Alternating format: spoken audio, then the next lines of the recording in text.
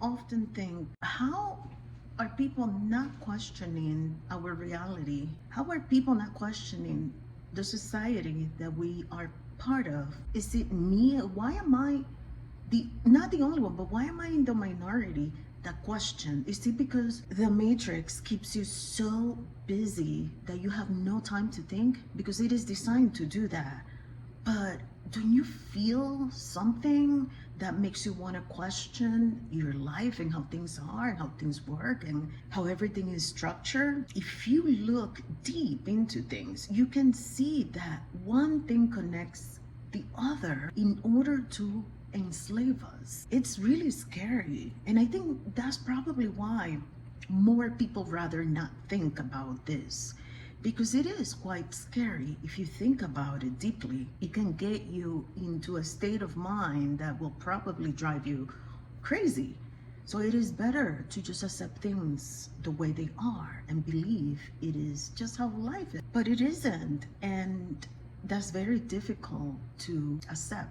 And I think that's why people like me who think about this often are different.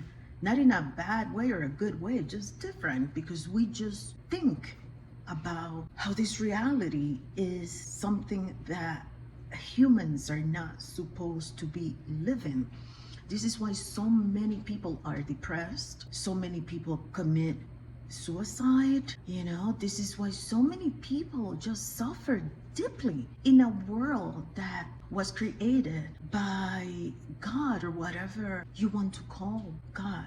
But it was supposed to be beautiful, not like this. How do I know this? Because I meditate and I see beauty in once I live this life, this reality. I see the potential that we have in meditation, and this is why I recommend it to you if you don't practice it. I'm new to it. Well, I have practiced it before, but I just started practicing it again. And this video is basically to invite people to think more outside the box and analyze things. Consider the world and how the world is, because maybe if more of us think alike, things won't work anymore for the worse, and maybe we will see more happiness than not.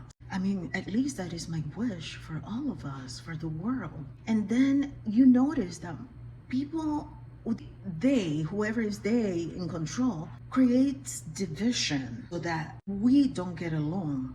Because if we don't get along, that brings chaos and hate. And, there's no time to think about the beauty of life when you have chaos, when you have animosity, enemies, fights, hate. There's no time for the beautiful things of life. So of course they have to create division. Like, for example, why do we have to be boxed in?